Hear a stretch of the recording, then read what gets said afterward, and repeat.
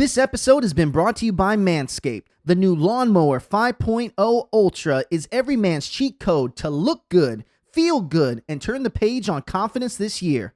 Go to manscaped.com, use the code GOLTS20 for 20% off plus free shipping today. This week on the Heart of the Gulch YouTube show, we sit down with WKRN News 2 legend Bob Mueller. In today's Walk the Line episode, Bob gives us a behind-the-scenes tour at WKRN News 2 studio as he gets ready for the news at 5. Let's check out the episode.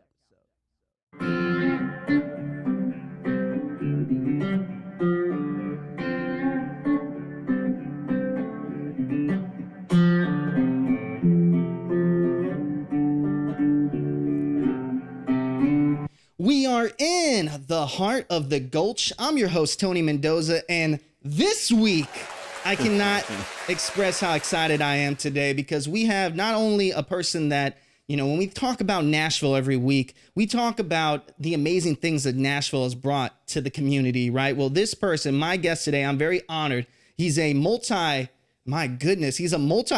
winner, Emmy Award-winning anchor, and not only an anchor, an amazing journalist. We got the one and only Bob Mueller in the building. Thank you very much. I really enjoyed the nice guitar lick intro. Very nice. Did you do that? I did not. That is a slowed down version of a Chris Stapleton song. Oh, Chris Stapleton, so talented. Oh my gosh. Well, I'm looking forward to this, Tony. Thank you for asking. Well, Bob, you know, I think about all the times of Nashville, me being here. We kind of talked about it a little earlier before. Being here for almost 5 years now, and you know, seen a lot. I cannot even imagine what you've seen here in the city. I mean, talk to me about just, you know, how Nashville's changed. It's completely a whole different city. I moved here in 1980, which is a long time ago.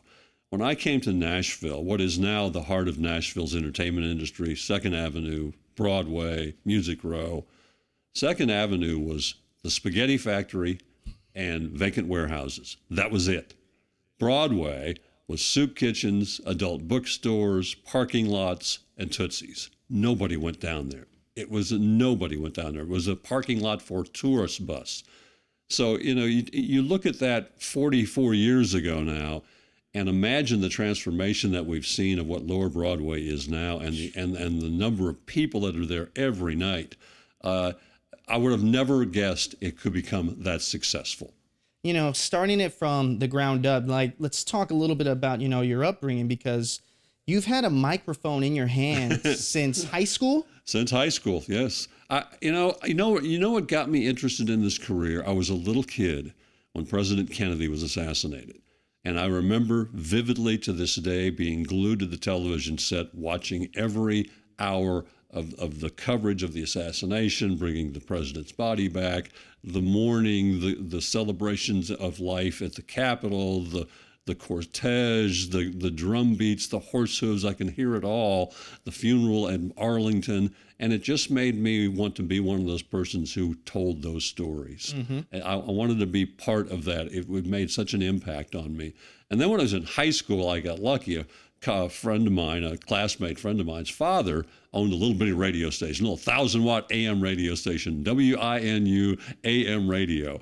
And he took me over there one day, and I was hooked. This was 1970, and there's knobs and machines all over the place and microphones, and everything's big and clunky, and I wanted to be part of it. And he let me go on the air and do like a weather report or a farm report and let me keep coming back, and I was just hooked. That's what I wanted to do. Talk to me about how important radio was back then, because we talking about today in 2024, right? It's done a 180 flip, because radio is just as prominent. Television is just as prominent, but now moving into the streaming services, moving on to what we do here in the heart of the Gulch on YouTube. So, you know, when you were growing of age, right, it was radio, TV. It was AM radio. FM radio was something new, and it was the staticky version. Everybody listened to AM radio. That was the gun. AM's just about out of business now.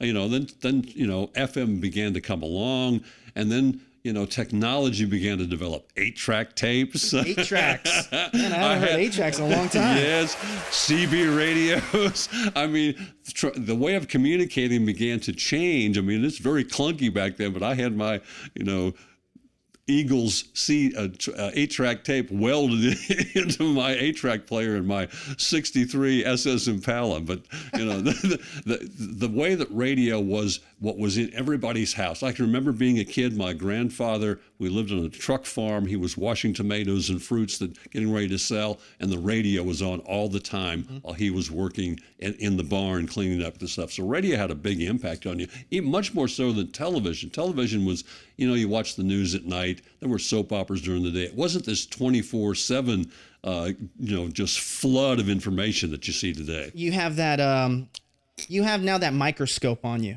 And that's the crazy thing about today and technology, right? Is that as time keeps going on and on and on, it's a nonstop news cycle. Yes. It's a nonstop story. And even stories have within the story more stories. So speaking of stories, I'm very curious to know, what was your first big breakout story?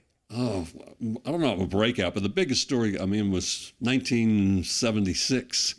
And I got to cover part of the presidential campaign. Gerald Ford came to Peoria, where I was working at the time, and I got to interview the then sitting president. Jimmy Carter came to Peoria the same year. So I got to interview these two president and presidential candidates. It was a big deal for, a 22-year-old kid or whatever I was. And as you said, stories build. I got to interview President Carter 2 more times. I was in Plains, Georgia in 1981 when the hostages in Iran were released. We somehow we convinced my news director to let them go. We're in Plains, Georgia when the president comes down. He's no longer the president. It's raining in Plains, Georgia. He gets off the then Air Force One and is told, or knew on the plane, that the hostages has been freed.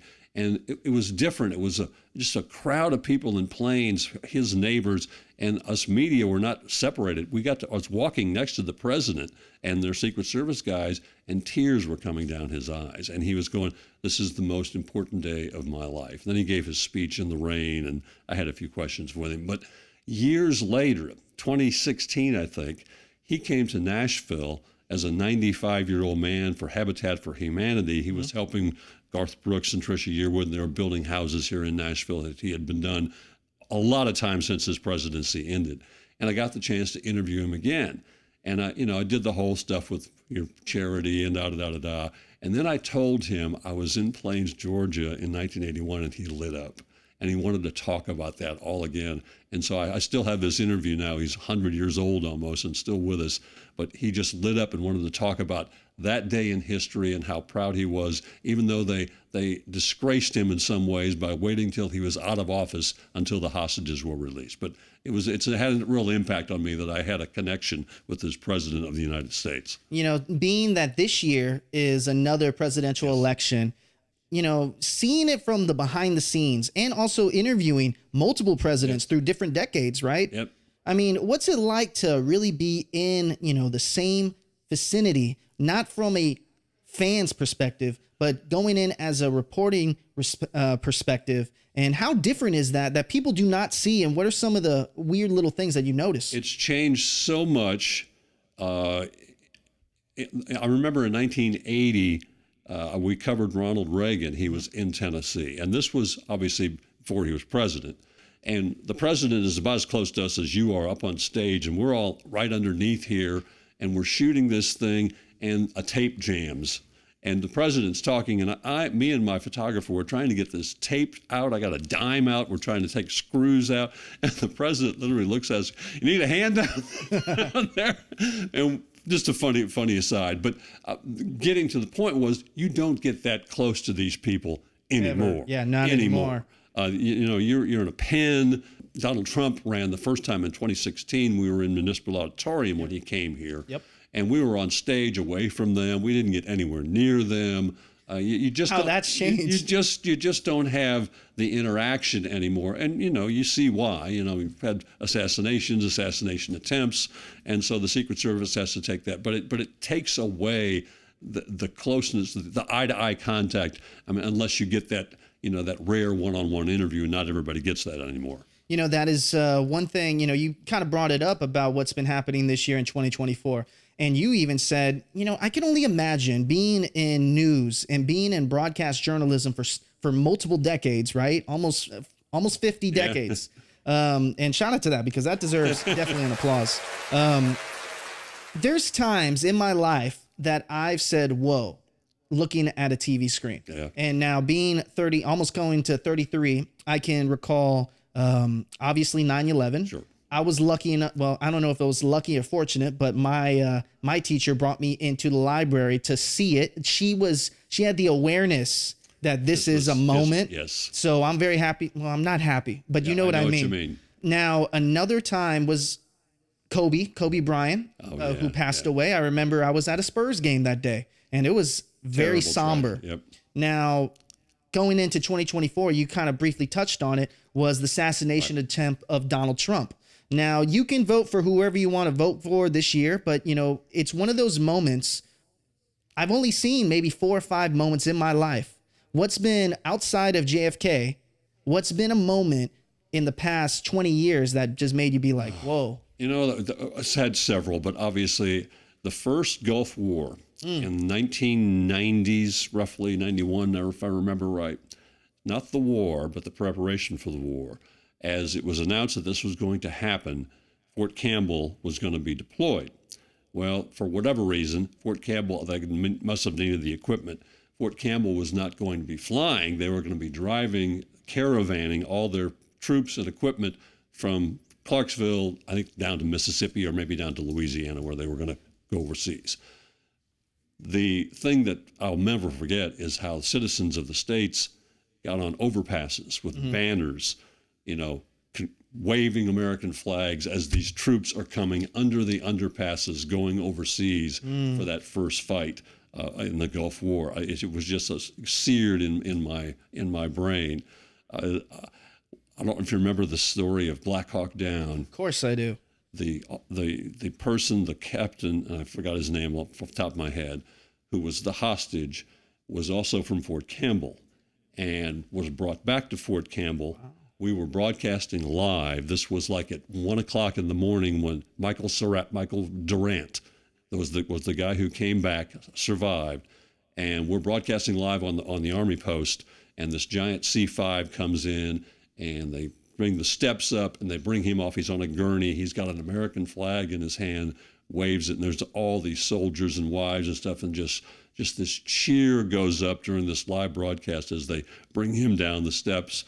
Years later, I got to introduce him at Lipscomb University. He was giving a speech, and I retold the story in news form from AP wires of the Black Hawk Down, of his capture. That was my intro, and to this day I have people comment about it, saying it was the most brilliant intro that just told the story of this man's heroism and what he went through. I know what it's like coming from San Antonio. I remember going to the Spurs games. Didn't matter when the national anthem came on, people would stop. They could be in the restroom. Yep. They'd stop. And it's now moving to Nashville, right? I'll go to a Titans game. It's not necessarily the same kind of, thing. It's because San Antonio is a military city. Sure. But how patriotic would you say is the state of Tennessee? I think it's pretty patriotic. It's a Republican state. I mean, there's not that has anything to do with patriotism, but patriotism's on both sides. You saw a lot of patriotism at the Democratic National Convention this year. But I think that there's a lot of respect for veterans from our leaders, from our citizens. I mean, I do some stuff for veterans with the Bob Woodward Foundation.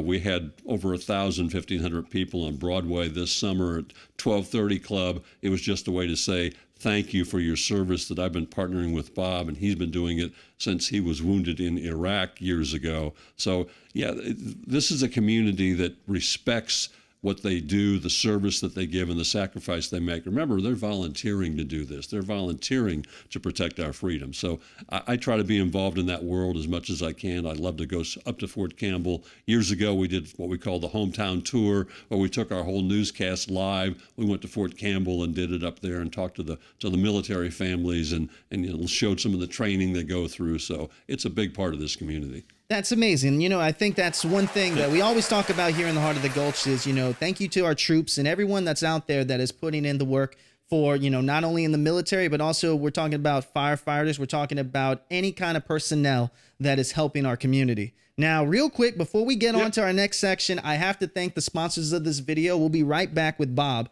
right after this. This episode has been brought to you by Manscaped. The new Lawnmower 5.0 Ultra is every man's cheat code to look good, feel good, and turn the page on confidence this year.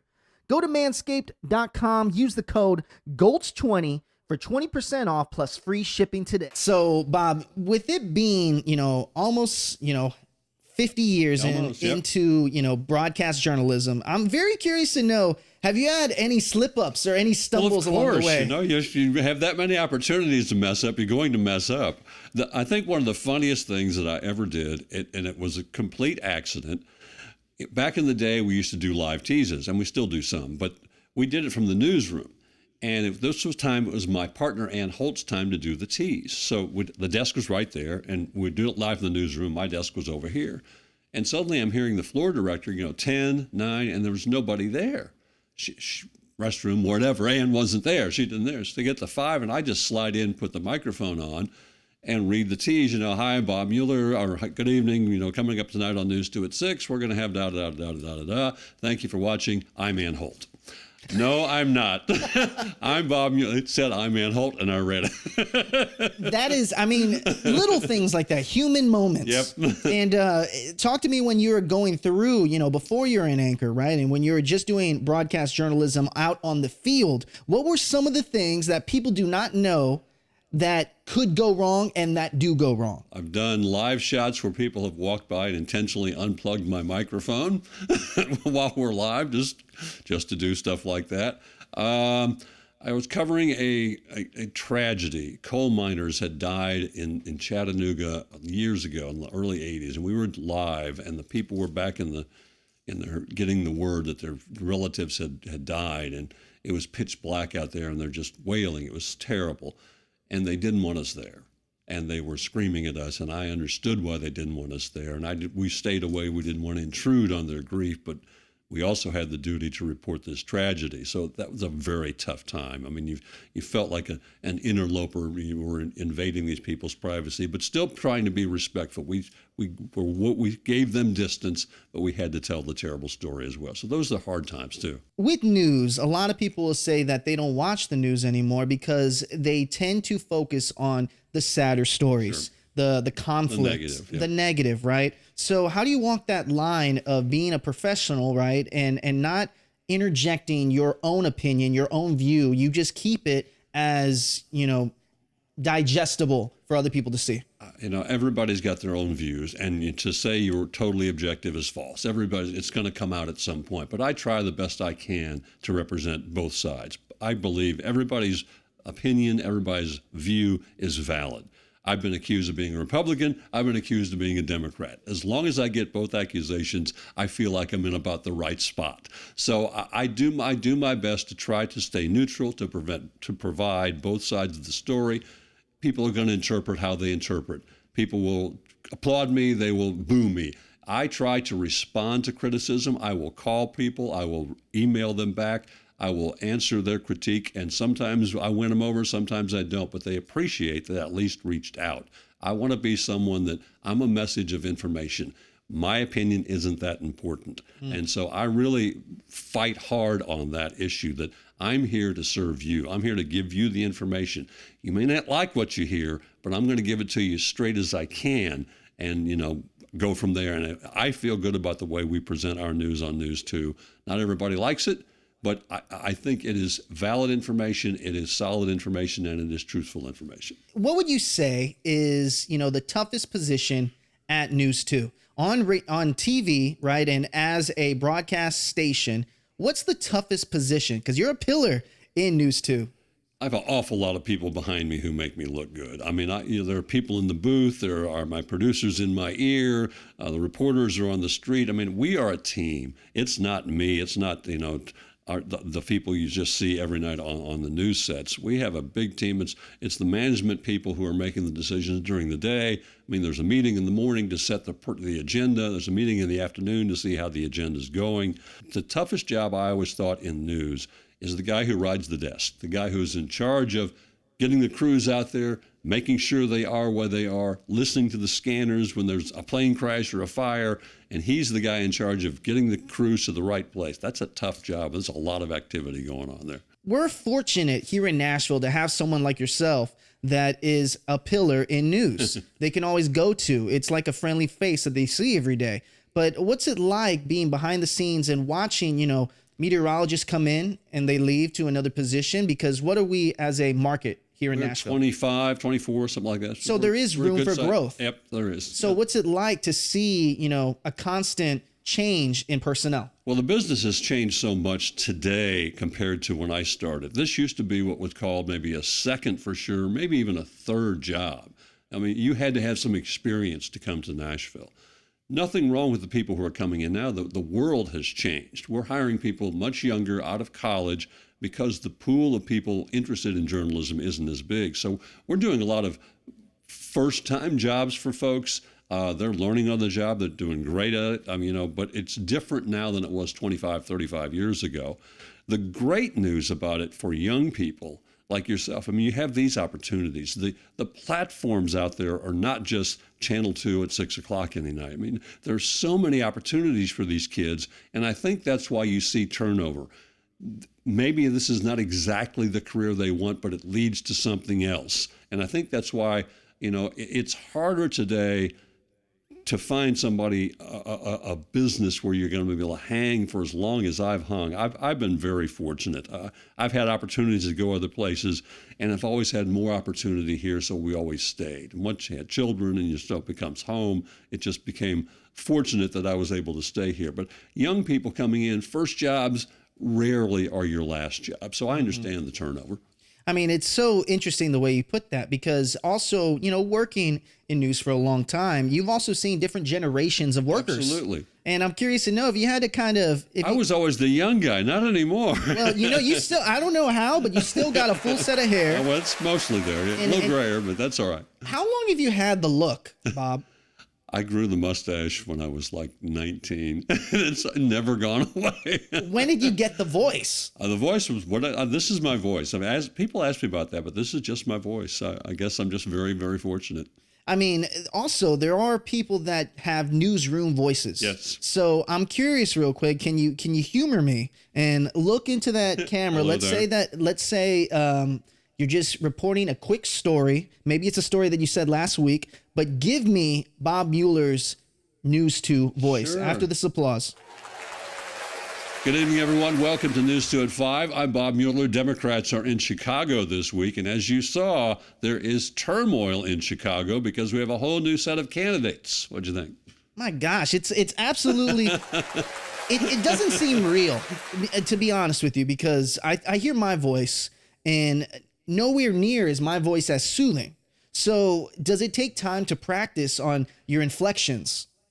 I think everybody's different. Inflection is important. I try not to read. I try to tell you a story when I'm talking. So when the words are there, but I'm looking at the camera. I'm seeing a viewer out there, and I'm just telling the story as I read these stories. And if I stumble on a word, it doesn't matter because I'm trying to communicate a feeling and a positive nature and a accuracy and trueness. So I don't want to just read the words as they come through. I want to be able to tell you this is an emotional story. I want you to see it in my face. I want you to see it in my interactions. This is a happy story. This is something that doesn't happen all the time. Those things I think are important in how I deliver the news. Bob, you've got to see Nashville grow. Yep. What does the perfect Nashville look like? Well, that's a great question. With the success, how do you say it's anything but great? But then you look at the downside. Lower Broadway is packed with people every night. Crime has increased. You don't want to have a dangerous city. That's killing the goose that laid the golden egg. You don't want that to happen. I think Metro Police have done a heck of a job, but I think that the massive growth we've seen that started after the first recession in 2008 and then stopped again, and then once it picked up, it has just been going wildfire. We just haven't been able to keep up. There has to be a mass transit system. The mayor's working on that. There has to be some kind of fight for affordable housing. Gentrification is rapid. It's rampant. It's just part of when you have this much growth this quickly, it's going to happen. The district where we're in now in the Nations, nobody would have guessed this is the up-and-coming neighborhood. This is probably the up-and-coming, maybe one of the most expensive neighborhoods in Nashville. And for many, many years, it was just thought of as this industrial area over by the prison. I mean, this area has really grown, and we're talking about, I can't tell you guys the location of Heart of the Gulch, but just know it's an up and coming neighborhood, and we love this neighborhood a lot. Yes. But speaking of, talking about a little bit more on that turmoil side, right? So coming from San Antonio, Texas, I'm Hispanic. Everyone in San Antonio is Hispanic. I never knew about a divide, a cultural divide and a race divide. When I moved to Nashville, Tennessee, that's when I first saw it. I've never experienced that before. And it was actually a little scary because I never realized that there's voices on both sides in the city. And we talked about just the protests that happened just later this year, right? So my question is this: as more and more people are funneling into the city from all over the United States, I mean, do you see that Nashville is going to be a lot more of a, what's the question I'm asking here? It's just basically, do you think that inviting city? Exactly. And do you think people are going to get along now? I think it's going to take time, and I think it is happening. And I think it's happening because America's changing. It's not just Nashville. America's changing. I think some people are having a difficult time with that change, and we're seeing that through the political process, but it's inevitable. We're going to be a majority nation relatively soon, probably by 2050. And so every city's changing, every state is changing, and it just takes a while. It takes generational change. What I'm encouraged about is not the dispute and the opposition from the older folks. I see the inclusivity and wanting for change and wanting to bring together from the younger folks who are entering political life, who are entering business life. This generation, your generation, is what's going to make it all come together, not mine. We can help, but it's going to be the younger folks because you're going to be the ones living with it. That's a great point. And not only that, you're talking about, the older generation, right? So you would be considered that generation that is the movers and shakers. You guys have the decision. It's so crazy because we have such a... Not for much longer. It's going to be years soon. But So that's the question. The question is this. So being that there are, what's your generation? Baby boomer? Baby boomer. So baby boomers are still active in the community. They still are holding the decision making. Heart of the Gulch, this YouTube program, when we're looking to get jobs into news, it's as if YouTube yet isn't as respected as having a position in Bowling Green, just having a microphone and doing the daily job. So what's it feel like, Bob, when you see folks come in from this type of environment with no news under their belt going into a news station? Any experience is good experience. This is great experience. This is journalism. What you're doing is journalism. I mean, just the fact that you're not broadcasting on Channel 2 doesn't matter. I see the skill set. I see the drive. Someone wants to succeed. Someone wants to tell that story, get out and tell the story of the community. All those things matter. I can tell in an instant if this is going to be a competitor or this person really is not sure about this job and probably not going to last very long. Ooh, let's bring on that point. So competitive, being competitive. Bob, how competitive are you? Because I know you're a good golfer. I want to win at everything. I hate to lose. So what's it like when you, seeing the young guys come into the newsroom, seeing folks all over the nation, because it's not just a Nashville thing, it's a global thing now.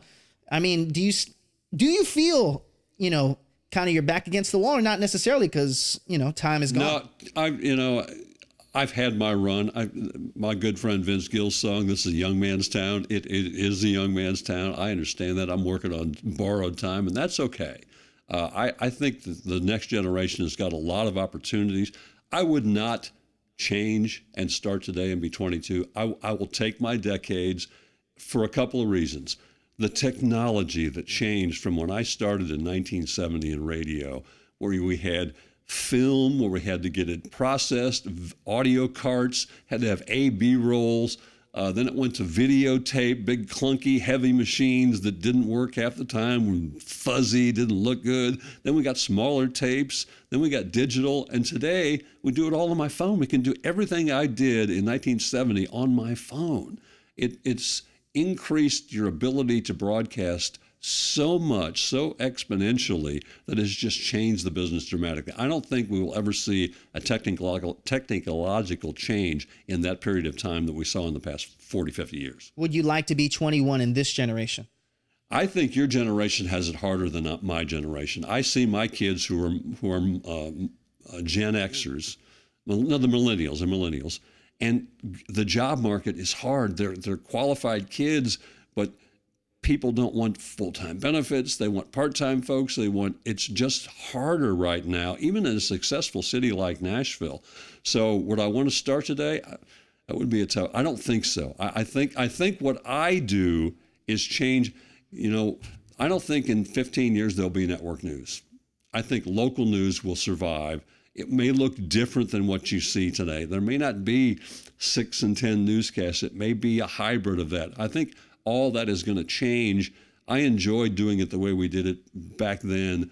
It's a challenge to see what the future looks like. I'm not sure what that is yet, but I think it's going to be different in 10 years. What decade would you like it to be continuously? Oh, I don't know. I'm for all for change. I'm not a look behind guy. I like looking forward. I see the vitality of this city. I see the growth in this city, and it's just unimaginable how forward it can go. I mean, I like thinking about what we did in the past, but I don't want to live back there. I want to go forward. Bob, a couple of fun questions I got Sure. for you. So, what's been your favorite concert you ever been here in Nashville? Oh, that's a great one.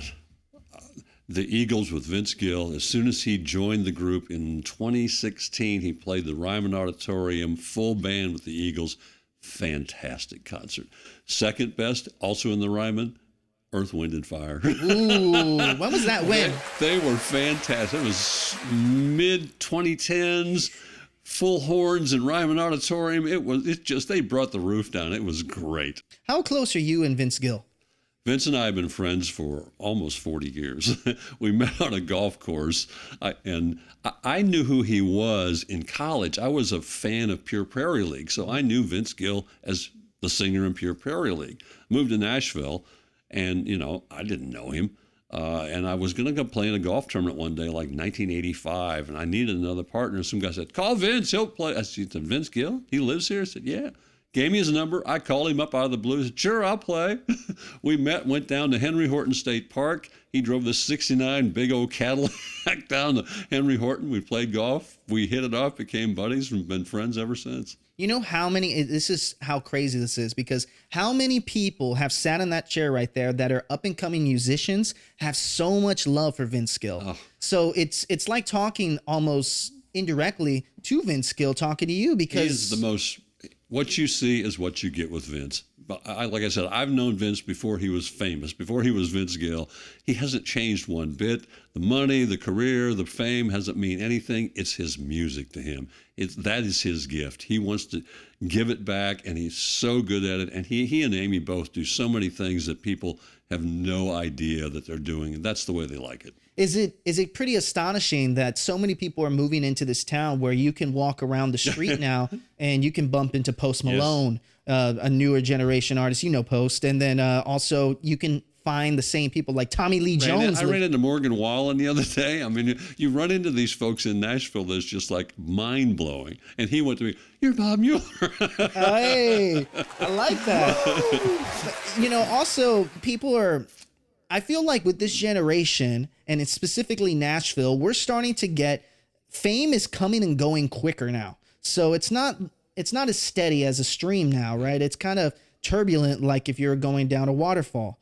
And I like that. Yeah, that's pretty good. Now, but one thing that I'm curious about is, as you've been going through Nashville and you've seen stars come and go, I mean, outside of Vince Gill, what's been a person that you said when he moved into town and started making waves in the city, who's another person that you love to connect with?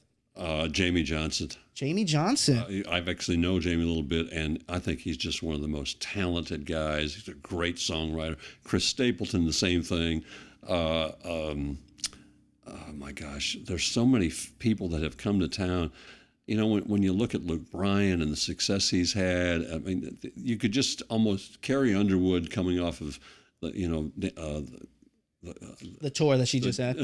It's just amazing the work that she's done. I mean, there's so much talent in this town, and then there's so much talent that you see that doesn't quite make it. That's unbelievable. That the skill levels and the talent, and it's just so hard to make that one crack to get through. Well, what about businesses? So we're talking, one thing about Heart of the Ghost that I love to do is I love to talk to businesses, because for some reason, Nashville, that community feeling where the owner of Hattie B's will reach out to someone else like Southern Grist, and they'll just make, you know, synergy there. Have you noticed how, you know, collaborative the city is when it comes to business? Well, later today, I'm going to a memorial for Randy Rayburn, who was a culinary giant in this city and passed away a few weeks ago. Midtown Cafe. I mean, and he was one of the peoples of the movers and shakers in the 90s. He was the one who stood at the place where the current downtown convention center, the Music City Center, is in 1996 and said, this is where we need to build a convention center. But yes, the collaboration and the connections, these people all know each other, they work with each other, and, you know, they help each other out. You know, you were, I was looking up a picture of you the other day, and you were in, I believe, a steakhouse, and they had your photo in the steakhouse. Oh, yeah, it was. Which steakhouse was that? That's the Palm. My gosh. That was like 1998, I guess, when the Palm was built. Well, it got a little sketching on the wall. What's it like to, you know, it sounds crazy, but I mean, what is it like to, you know, be that, like I said, pillar in the city where people recognize you, and when they see you, they think of Middle Tennessee and they think about everything. Yeah. I always find it very funny in my regard to people come to me because they think I'm a celebrity, and I say, no. I live in a town where there are celebrities. I'm known a little bit because of what I do, but I don't consider myself a celebrity. Vince Gill, Garth Brooks, those people are celebrities. And it's very, I talk to people who come up to me and acknowledge me because I said, you know, if you're going to give me your time, I'm going to give you mine. And it's just such an honor that they take their time to want to speak to me, take a picture, whatever it is. You know, that means a lot. That means that, you know, these are caring folks that just want, you touch them a little bit in their life. And if I can put a smile on their face, let's take a selfie, you know? You know, one thing that I'm very curious about is for the up and coming, right? So we're talking about, you know, the kids that were born in the 2000s, right? That are looking to be an intern. What are some advices that you can give, and which you do give, to these folks that are trying to come up in not only radio, but also broadcast journalism? Write and write some more. I don't think we write enough, and I think writing is so key to my business. Write to pictures. You know, when you get that right phrase, it just works right. It just makes the story sell. I think there's a in my business a misconception about success. To me, there's a big difference between success and recognition. I have a lot of awards, and those are recognition. I appreciate them. I'm proud of them. To me, that's not success. Success is when I go home at night and go, you know, I was pretty good today. I think I did my job really well. That's that's success.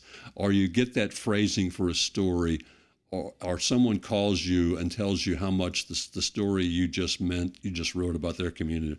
That's success. So I think that young people see the glitter and gold, and it's all the awards are nice, and I got them at home, and I appreciate each one of them. But to me, that's recognition of the work you do. That's not the success of the work you do. And also, a lot of things that happen in this town are not given with awards, right? Sure. There's so many people that work, you shouted them out today, that work at Channel 2 that are putting in just the hard sweat equity. All behind the scenes, a lot of them, and they work every day. And they're valuable careers. They're fun careers. We really are like a family. We know each other. We celebrate each other's birth dates and children and passings of loved ones. I mean, it's hard when you have a group that is together like that and then people leave. Unfortunately, this business is more transient now than it used to be. It used to be people would come here and stay 5, 6, 7 years sometimes, maybe longer sometimes. But it's a lot of turnover now because of the opportunities that are out there, not just in television, but in all platforms. So we see a lot of people coming and going, and that makes it hard. You don't get as close. What about personalities that do not connect? So I would think with being a voice and having a personality that sometimes two different personalities do not mesh well. True. And does that happen often in, TV? Probably. I'm unfortunate it has not happened at where I live, where I work. For all these years, there was no massive egos, nobody counting words that you get more than I did. I'm very fortunate about that. Everybody I've worked with has been just professional. I was so blessed to work with Ann Holt for 35 years. We co-anchored together. I mean, you just don't do that anymore. And I'll never see that again. And, I've been fortunate to anchor 40 some years in this city. That doesn't happen much anymore, and I cherish every day. I'm still excited to come into work every day. It's still such a passion for me because I take this as a contract with me and my viewer. You have to believe me, you have to trust me, and if that ever gets broken, that ends it. Oh, I love that. That's a good segment to go into crowd noise real quick. Let's do it into crowd noise, and I got a few questions on my phone that I'm going to pull up here. What's on the crowd's mind? Let's see. So I have a question from your coworker, Mr. Neil. And he asks, does your mustache have superpowers? The only superpower I think it has, I threatened to shave it once, and my family protested. My children were young. We won't recognize you. You can't do it. No, Daddy, don't do it. My wife had never seen me without it. She didn't want me to do it, so I vetoed it. So I guess the superpower is that being there. Now, he also asked me, and we bumped into each other at Total Wine, and he asked. I'm a fan. There is nothing wrong with Total Wine out here in Nashville. I'm a fan. Now, they know my first name. What is he also said, have you ever paid for a round of golf? Yes, but very few. I have good connections. Life is about connection. It's not my fault. People have me come play golf with them. So what's been, speaking of that, what has been some of your favorite courses in Nashville? I mean, that are accessible to the folks that are watching this today. Okay. Both courses, the Hermitage Golf Course, they're run by my great friend Mike Eller. They're fantastic golf courses. Go play them. Go buy local. Support the guy. The Gaylord, Opryland. Love Gaylord. Links. Wonderful place to play. Nashville's blessed. They've got some great state park golf courses, Montgomery Bell.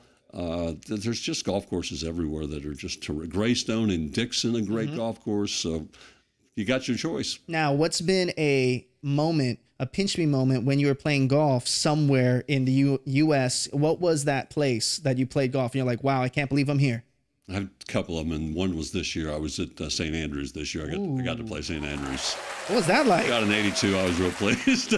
That was outworldly, other bodily. It was, we got all four elements. It rained on us. It got cold. The sun came out. It was nice. I mean, it was typical Scottish weather. I've played Pebble Beach a few times. Another wow moment. You just can't believe the views and the vistas. It's just the most beautiful place on earth. That place over there, Monterey. So I got to play Spanish Bay. Yeah, I played Spanish Bay and Spyglass. Those are just gorgeous, gorgeous golf courses. I wish that I could, hopefully one day in my life, I can enjoy it. So the girlfriend is from, Northern California. Yeah. But man, when I think of, what is that town right there? That is Carmel by the Sea. Carmel by the Sea is probably one of the most gorgeous towns I've ever been in. If I hit the lottery and had no other duties, that's probably where I would go move to. It is gorgeous. What about sports figures? So one thing, I saw a video of a few Titans fans know you. A lot of people know you. But I'm very curious to know, what are some of your favorite sporting moments that you had to say on air or something like that? Was it Tiger Woods, maybe? Wow. Well, this is an odd one.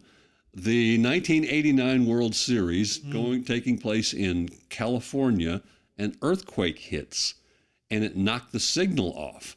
And I'm in the newsroom, and we get across the bulletin, there's an earthquake. So I go on the air and announce, this is why we're off the air, there's an earthquake. So I broke the story of the earthquake at the World Series in California.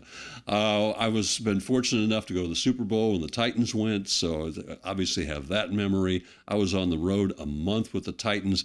We covered the Music City Miracle during that playoff run. We did a big special before that. Then we went to Indianapolis for a week and did a big special there, broadcasting live. They beat the Colts, then to Jacksonville, They beat Jacksonville and headed to Atlanta for the Super Bowl. We were there for a week. We broadcast every night a special of half-an-hour show and covered the Super Bowl. So that really is a great memory. How do you have energy like that? Because when you think about in the moment, you just don't think about stuff. You just go and just go do it. I mean, that's one thing that I thought of is that how amazing it must be to film and be. Could you do that today? If News 2 came to you and say, "Hey, we need you to put back on the journalism boots and go do something with the Titans for a week." Yes, I would absolutely do it. Absolutely. I was in Afghanistan for 2 weeks with the 101st Airborne right after 9/11, and I would do that again. I mean, to see these and their kids, see these kids defend our country after that terror attack was really a memory. So I got a couple last questions here, and I'm curious to know your answer on this. So one question that I love to ask is that glass half full, right? So sometimes when we're dealing with our day-to-day function, right? When you have your head down in your goal, right? You barely look up and kind of see how fortunate your career has been. So do you ever have moments like that where you take that step back, that pinch me moment where you say, wow, I cannot believe I'm here? Yes, and I think I do it when we're having a hard day, when we're maybe covering a tragic story, or it's been a long day and you're just tired and you just want to go home, and then you got to step back and go, I'm fortunate to be able to tell these stories. Not everybody has the job I have the responsibility that I have. Take it in, take a moment, and remember, I am a half full guy. I think that, I've been very blessed, and I respect my career, respect this city for supporting me all these years. But so, yeah, I do that. What's the most important thing about telling a story? Being truthful. You have to tell the truth. You have to tell both sides if they're there, but sometimes both sides aren't there. Sometimes one side is not correct. You have to tell the truth. You have to be truthful about everything you tell, and if you do that, you'll be fine.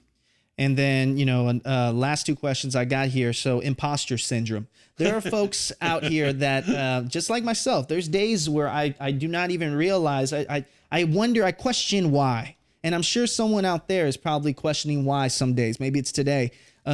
So my question to you is, have you ever had that moment of imposter syndrome? Am I supposed to be doing this? Is this what I'm meant here in life to do? And bring it back to, when you were first starting out.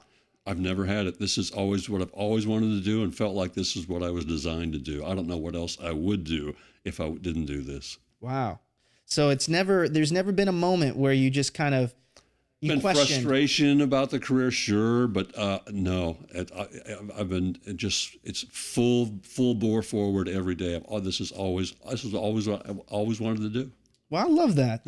Now, really my last question in the show before we go into a section on our show called, Walk the Line. That's where, we're fortunate enough to film your behind the scenes. I would love to do that, sure, or whatever it is. But, my last question here is, it's 2024. We're filming this in the last half of 2024, yeah, right? What are you looking forward to the rest of this year, maybe the top of next year? Are there any events? Is there anything that you're really looking and interested in doing? Great question. Professionally and personally. Professionally, looking forward to this election. I think it's going to be a very exciting election, a very close election, a very consequential election. However you vote, this election is going to change the country one way or the other. You decide which way you want to go. That's the voter's decision. But this is an important election, so I'm looking forward to see how that plays out. And I hope people use their constitutional rights and go vote. Don't sit it out. Let your voice be heard. Pick a candidate. Your neighbor's not the same one, that's fine. You're the one who gets to choose that candidate. You get to choose how your voice is pronounced. Do it. So I would hope you would do that and go out and vote. 100%. Personally, maybe hoping for a vacation, just me and my wife. We got a third grandchild on the way, though, in January. So personally, really excited about a third grandchild coming. He's going to be named after me. He's going to be me and my daughter-in-law's father. So he'll be Robert Douglas, and they're going to call him Bobby. So I have two other, James and Thomas. So I'm very excited about my grandchildren and being in their life. That's amazing. I love that. And you talked about it how important it is for people to have a voice and go vote. Yes. And number one thing is that I've noticed this election, especially for me in my era. So if you're in your 30s, right, and I'm going to harp on this before we head out here. This is an election that things in your life may be going on. You may be buying your first home. Yes. You may be starting your first family. You may be doing these next 4 years may be very super important in your life. So if there's one thing that we are both saying is to use your right and go vote. Get involved in your community. Don't just sit on the sidelines. Oh, speaking of that, before we head out, I want to talk about what you're doing in the community, because that's the number one thing people say about you is that you're always active in the community. Well, I try to give back. I've been very fortunate. I did a golf tournament for 25 years. We raised about $3.5 million for multiple sclerosis. Sadly, COVID killed it. I've been on the board of Second Harvest Food Bank, the Boy Scouts, Rocket Town. I've done a lot of stuff with Bob Woodruff Foundation over the last 3-4 years. We're continuing to do that, saluting veterans for their sacrifice. We give them a day to just come down and have a celebration, some nice music, some nice food, and a way to say thank you. So I think it's ultimately important for people who have been fortunate enough that I have had the career, that people have supported me, that I support this community and support them when I can. I love it. Okay, so the way that we tee off your day in the life, aka the walk the line like Johnny Cash, is you look straight into that camera right there. You say your name and you say, "This is how I walk the line." And then we'll transition it to your day in the life. You ready to do it? Ready to do it. Okay, so you look straight in that camera after this applause. And 3. Hi, this is Bob Mueller with News 2, and this is how I walk the line. Hey, Bob, you spoke it like a true professional. One take. I love it. Yeah, it's Bob. I'm ready to record whenever you are. For Mix 92.9, I'm Bob Mueller. Tonight on News 2 at 6, the search is on for an armed suspect accused of stealing from an East Nashville liquor store. Also tonight, we are tracking now Hurricane Francine as it roars through the Gulf of Mexico straight for Louisiana. Join us for News 2 at 6 right after World News tonight. For Mix 92.9, I'm Bob Mueller. Got it? Perfect. Thanks, guys. One take? One take. Nailed it. All right, here's the real fun part of being in TV. Men have to wear makeup too. So here goes. And we get to do it ourselves. We don't have any makeup people. So you just put this stuff on, and basically what you do is it knocks the shine off. That's really all I care about. I've got kind of a base tan from being outside, and so you just don't want to be shiny on TV. And that's it. Told you it didn't take long. It takes the women a little bit longer, but that's to be expected. Hey, and this is the one thing I'm looking forward to whenever I retire, is never have to wear makeup again. All right, let's go back to the newsroom.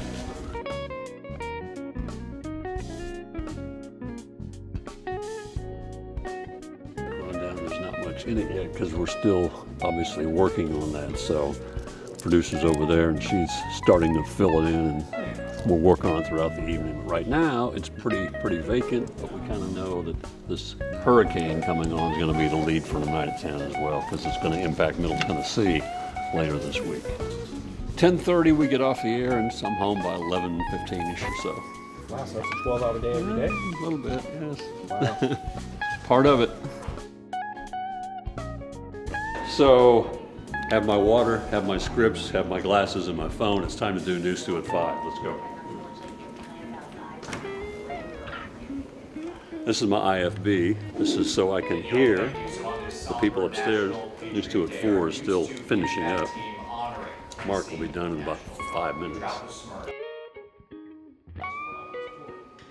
Bob, Tennessee lawmakers passed a bill last session asking the Tennessee Advisory Commission on Intergovernmental Relations to study the effects of vaping on those 21 and under. Some of those findings... Mark is done. Time for News 2 at 5.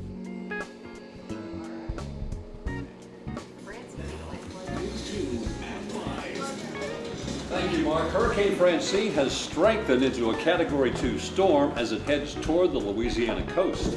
Good evening and welcome to News 2 at 5. I'm Bob Mueller. And I'm Haley Wilkes. We're taking a live look now over Biloxi, Mississippi, just east of where Francine will soon make landfall. 5 teenagers in connection with a string of vehicle burglaries at multiple locations. News 2's Alicia Wimberly is at the WKRN.com alert desk with details. Alicia.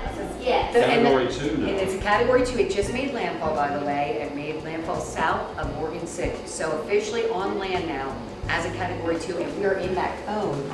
Today marks 23 years since the terror attacks of 9/11. Several remembrance events were held across Nashville today. Metro Council members gathered this morning for a moment of silence outside the historic Metro Courthouse. Counties as well as our western counties. So yes, conditions will be going downhill and they'll continue to be downhill a little bit. A lot of rain, going to be very wet. Yes, We have indeed. to stay on alert for a few days.